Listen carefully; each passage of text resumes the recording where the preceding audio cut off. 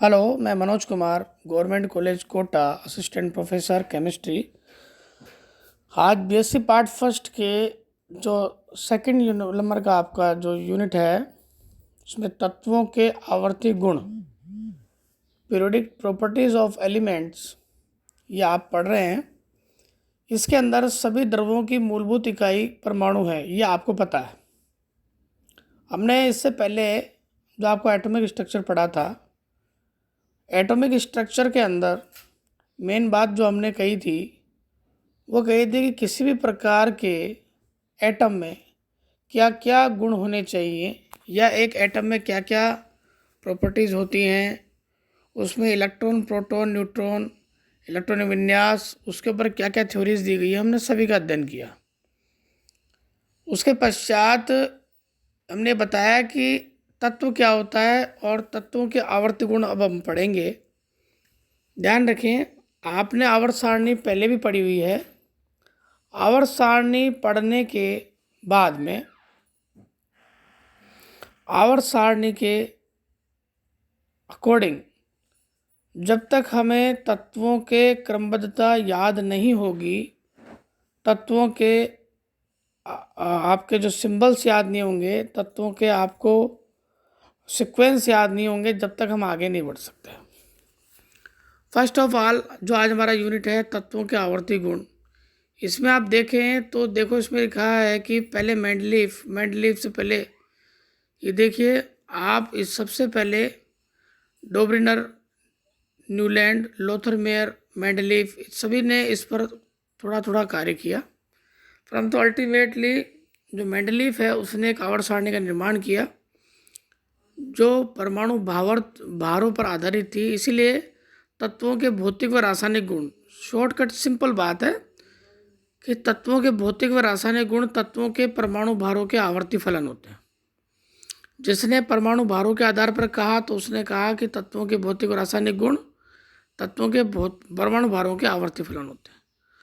और इसी प्रकार मोजले ने क्या बताया 1912, तो ध्यान रखें, मोजले ने 1912 में बताया किसी तत्व का परमाणु क्रमांक उसके परमाणु भार की अपेक्षा तत्व की अधिक मौलिक गुण। वो कहना क्या चाहता है कि इन्होंने मेंडलीफ की परमाणु जो सारणी थी वो आधारित थी किस पर, परमाणु भारों पर, और जो आपकी मोजले की आधारित थी ये आधारित है परमाणु क्रमांक पर।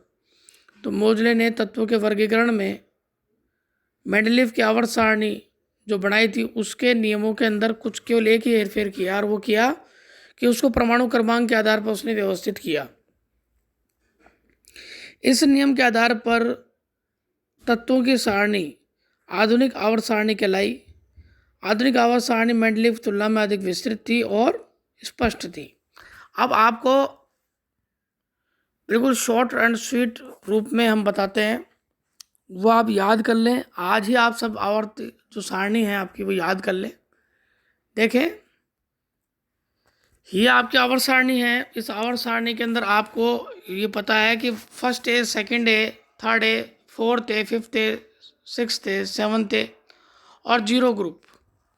पहले इसका 8 भी बोलते थे लेकिन अब इसको केवल जीरो ग्रुप बोलते हैं। अब आप देखें इसके बीच में, ये देखिए, ये बीच में जो आपका है third B, fourth B, fifth B, sixth B, seventh B और एट्थ ग्रुप में आपके 3 भाग हैं, और फर्स्ट बी और सेकंड बी। आपको हमेशा वर्ग के हिसाब से आपको तत्वों के गुणधर्म, वो तत्वों के सिंबल्स याद होने चाहिए। आपको उनके परमाणु क्रमांक भी याद होने चाहिए। देखिए, ये एक दिन में याद नहीं होंगे। आप इन सभी को आप थोड़ा थोड़ा करके याद जरूर कीजिए। अगर अभी तक याद नहीं है तो कोई बात नहीं, आज से शुरुआत कर लीजिए। अब देखिए, hydrogen, helium, lithium, beryllium, boron, carbon, nitrogen, oxygen, fluorine, आपके नियोन हो गया, सोडियम हो गया, मैग्नीशियम हो गया।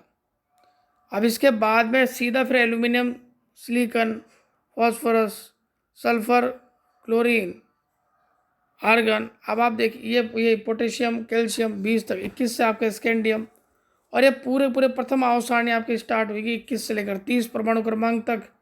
सेकंड वाले आपके 39 से लेकर 48, थर्ड आपकी 57 से लेकर 80 तक, और ये तीनों के तीनों के आपके बाहर जो अगली क्लासेज आएंगे उसमें भी आप अध्ययन करेंगे। प्रत्येक आवर्त सारणी के जो इस प्रथम संक्रमण श्रेणी है ना, D block element, second D block element और थर्ड डी ब्लॉक एलिमेंट का अध्ययन करेंगे। आपको ये ध्यान रहना चाहिए कि ये किस ग्रुप से स्टार्ट हो रहा है, किस पीरियड से स्टार्ट हो रहा है। तो देखिए ये 4th पीरियड से स्टार्ट हो रहा है। आपको जब तक याद नहीं होगा हम आगे नहीं बढ़ पाएंगे। यहाँ पर आप आज से ही घर बैठे बैठे अभ्यास कर लें कि आपको याद होना चाहिए। अगर आप पूछो ऑक्सीजन का परमाणु क्रमांक क्या है, तो आगे भाई ये कन्फ्यूजन नहीं होना चाहिए कि सब 16, 17, 18 कुछ भी बोल रहे हो आप। आपको ध्यान रहना चाहिए कि 8 परमाणु क्रमांक इसका होगा और उसी के हिसाब से हम आगे बढ़ेंगे। ठीक है, तो एक तो पहले तो आपको क्या करना है, आवर्त सारणी याद करनी है। ये नीचे दो लेयर दे रखा है, इसमें क्या बोलते हैं, एक्टिनाइड और लेंथेनाइड। एक्टिनाइड आपकी नीचे वाली है और ऊपर वाली आपकी लेंथेनाइड है। ठीक है, जो आपके 57 के बाद 58 से स्टार्ट हो रही है आपकी लेंथेनाइड। अब इसके बाद में आप देखिए, मैं आपको थोड़ा सा जो थोड़ा आपको याद हो सके आपको, देखिए बहुत ही अच्छा इसमें शॉर्ट एंड स्वीट में दे रखा है। ये आपका देखिए आवर्त में बाएं ओर से दाईं ओर बढ़ने पर, ये आपका है गुणधर्मों में आवर्तिता। जो आवर्ती गुण होते हैं वो क्या क्या होते हैं, ध्यान रखें कि संयोजी इलेक्ट्रॉन की संख्या 1 से 8 तक बढ़ती है। मतलब इलेक्ट्रॉन जो होते हैं वो सभी इलेक्ट्रॉन की बात नहीं कर रहे हैं आप। जो आउटर ऑर्बिटल में जो इलेक्ट्रॉन पाए जाते हैं, आपके संयोजी इलेक्ट्रॉन की बात कर रहे हैं। आपके उसमें संख्या 1 से 8 तक इसलिए बढ़ती है कि लगातार एक एक परमाणु क्रमांक जो है ना लगातार बढ़ता है। तो एक एक परमाणु क्रमांक बढ़ने पर उसका एक एक इलेक्ट्रॉन आउटर ऑर्बिटल जुड़ता रहता है, जिससे क्या होता है कि आपकी संख्या 1 से 8 तक केवल संयोजी इलेक्ट्रॉन की संख्या बढ़ती है। ये कहाँ बढ़ती है, आपके बाएं से दाईं ओर। परमाणु आकार घटता है आपका, केवल नॉर्मल तत्वों पर विचार नहीं किया जा सकता। समानता आयन में बढ़ता है, विद्युणता बढ़ती है। ठीक है, आपके परमाणु आयतन पहले तो न्यूनतम पे जाता है और उसके बाद बढ़ता है। धात्विक गुण व तत्वों के ऑक्साइड गुण जो होते हैं, बेसिक प्रवृत्ति घटती है। ठीक है, इसी प्रकार से आपकी जो ऑक्सी अम्ल और हाइड्रोक्साइड की जो प्रबलता है वो क्या होती है, एक तो घटती है। ऑक्सी अम्ल की तो क्या बढ़ती है, हाइड्रोक्साइड की घटती है। जाहिर सी बात है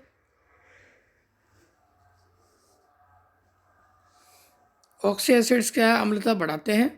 कार्बोनेटों का जो ऊष्मीय जो स्थायित्व है वो घटता है।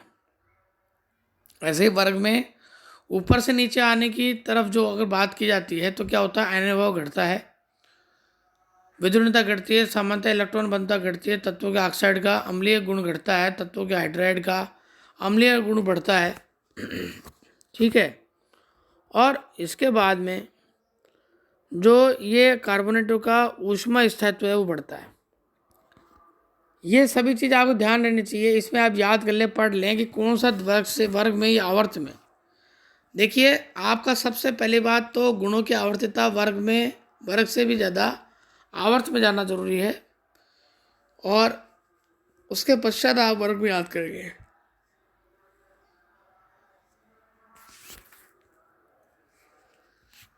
अब आता है कि गुण धर्म में आवर्तिता। आवर्त सारणी के आवर्तों तथा वर्गों में तत्वों के इलेक्ट्रॉनिक विन्यास में एक क्रमिक परिवर्तन होता है, अतः इनके गुणधर्मों में भी एक क्रमिक परिवर्तन होता है।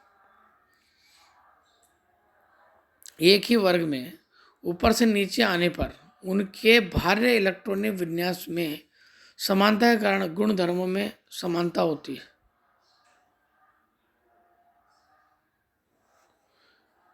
गुणधर्मों में समानता कौन कौन सी में होती है, अत्यधिक क्रियाशील, प्रबल धन विद्युती, प्रबल अपचायक, प्रबल धात्विक और ऑक्सीकरण अवस्था +1।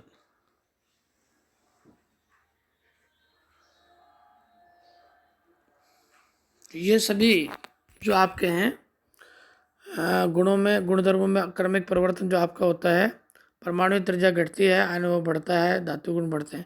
इसमें एक बात हम इम्पोर्टेंट ध्यान रखें कि ये देखिए आपके कोई सा भी खंड हो, आपको ये जरूर ध्यान रखना है कि आपका कहाँ से लेकर कहाँ तक n का मान जाता है। एस खंड आपके पूरे n बराबर उसका 1 से 7 तक कंप्लीट रहता है।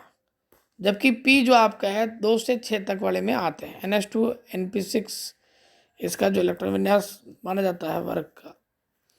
और डी खंडों का आपका जो होता है ये आपका आता है 4 से 6 के मध्य N-1 D1 से 10 NS1 और 2। और F खंड के तत्व जो N-2 F1 से 14 N-1 S2 P6 D01 NS2। ध्यान रखें, आप इनके अलग से नोट्स भी लिख सकते हैं। ये कंप्लीट शॉर्ट एंड स्वीट आपके नोट्स दे रखे हैं, इनको आप याद करने के भी अलग से भी लिख सकते हैं ताकि आपका अभ्यास बन जाए। एस खंड के तत्व आप जानते, ये इसमें पहले भी पढ़ रखे हैं आपने। अंतिम इलेक्ट्रॉन जो होता है NS में आता है 1 और 2 में, ठीक है। इसमें फ्रांशियम और रेडियम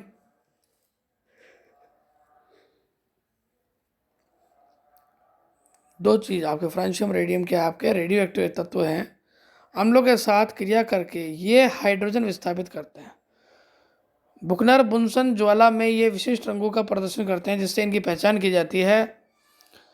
पी खंड के तत्व जो होते हैं अंतिम इलेक्ट्रॉन संयोजी कोश के पी कक्षक में जाता है, ठीक है। ये सभी इस बात को इंगित करते हैं।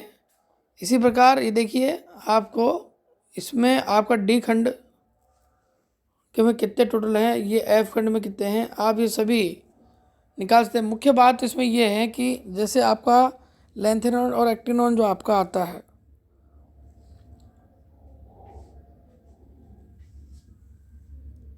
इन दोनों में ही आपके 14 एलिमेंट्स आते हैं। दुर्लभ मृदा धातु कहा जाता है। कुल 28 तत्व मिलके माने जाते हैं ये। देखिए 92 यूरेनियम के बाद में तत्व परा यूरेनियम तत्व कहलाते हैं या मानव संश्लेषित तत्व कहलाते हैं। एक्टिनाइड्स में सभी आते हैं। दीर्घ आवर्त सारणी का मूल गुण परमाणु क्रमांक है। तो आज आप क्या ध्यान रखेंगे कि आपको जो मोजले ने बताया उसने परमाणु क्रमांक के आधार पर ये जमाई। और एक बात ये जरूर ध्यान रखें कि आवर्त सारणी में आपकी जो बुक्स है इसमें बहुत ही विस्तार से कोई चीज़ दे रखी है, तो आप उसको जरूर ध्यान रखेंगे। देखिए तत्वों के प्रकार में SPDF ब्लॉक तत्व जो आपके हैं वे तत्व एस तत्व की बात करते हैं जिनमें अंतिम इलेक्ट्रॉन NS उपकोष में प्रवेश करता है। S ब्लॉक तत्व कहलाते हैं। समानता इलेक्ट्रॉन विन्यास NH1 NH2 होता है। यह आवर्त सारणी के वर्ग संख्या 1 व 2 में रखे जाते हैं। वर्ग संख्या 1 के तत्व क्षार धातु तत्व, वर्ग संख्या 2 के तत्व क्षार मृदा धातु कहलाते हैं। देखिए आपके अब आता है पी ब्लॉक के तत्व। वे तत्व जिनके अंतिम इलेक्ट्रॉन NP उपकोष में प्रवेश करते हैं पी ब्लॉक के तत्व कहलाते हैं। सामान्यतः इलेक्ट्रॉन विन्यास इनका NH2 NP1 to 6 होता है। और ध्यान रखें 13 से 18 वर्ग के अंदर को रखा जाता है। वर्ग 13 के तत्वों को बोरोन परिवार, वर्ग 14 के तत्वों को कार्बन परिवार, 15 के तत्वों को नाइट्रोजन परिवार, वर्ग 16 के तत्वों को चालकोजन्स, वर्ग 17 के तत्वों को हेलोजन और वर्ग 18 के तत्वों को उत्कृष्ट गैसें बोला जाता है। इस ब्लॉक में धातु, उपधातु व अधातु तीनों पाए जाते हैं। अब डी ब्लॉक के तत्व वे तत्व जिनमें अंतिम इलेक्ट्रॉन कहाँ पाया जाता है बेटा 1-1 डी उपकोष में पाया जाता है। डी ब्लॉक तत्व कहलाते हैं। इनके सामान्य इलेक्ट्रॉनिक विन्यास N-1 1 to 10 NS1 और 2 होता है। इन तत्वों के इलेक्ट्रॉनिक विन्यास में अंतिम व उपांत्य कोश अपूर्ण रहते हैं। ये तत्व आवर्त सारणी में S व P ब्लॉक तत्वों के मध्य में वर्ग 3 से वर्ग संख्या 12 तक रखे जाते हैं। इन्हें संक्रमण तत्व कहते हैं। ये सभी धात्विक प्रवृत्ति के होते हैं। डी ब्लॉक के तत्वों की 3 पूर्ण श्रेणियां व 1 अपूर्ण होती है।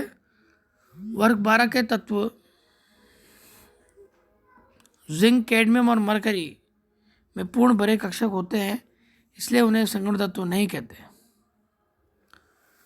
और अब आता है एफ ब्लॉक के एलिमेंट्स वे तत्व जिनमें इलेक्ट्रॉनिक विन्यास n-2 ध्यान रखें n का मान जो भी हो, ये कहाँ से स्टार्ट होंगे, ये 2 से ज़्यादा, अर्थात जब n का मान से 2 घटाकर f का मान स्टार्ट होता है, 4f से ये स्टार्ट होते हैं। n जो होता है इसे डिपेंड करता है कि किस आवर्त का है। f ब्लॉक के तत्व कहलाते हैं। इनका सामान्य इलेक्ट्रॉनिक विन्यास n-2, f1 से 14, n-1 d से 10, ns2 होता है। इन तत्वों के इलेक्ट्रॉनिक विन्यास 3 कोश, संयोजी कोश, उपांत्य कोश और पूर्ण उपांत्य कोश में अपूर्ण होते हैं। अतः इन तत्वों को अंतः संगम तत्व भी कहते हैं। एफ ब्लॉक तत्वों की 2 श्रेणियां होती हैं जिन्हें आवर्त सारणी की में नीचे अलग से रखा जाता है। ये दोनों श्रेणियां ही मानव द्वारा निर्मित भी होती हैं और कृत्रिम रूप से बनाई गई भी होती है।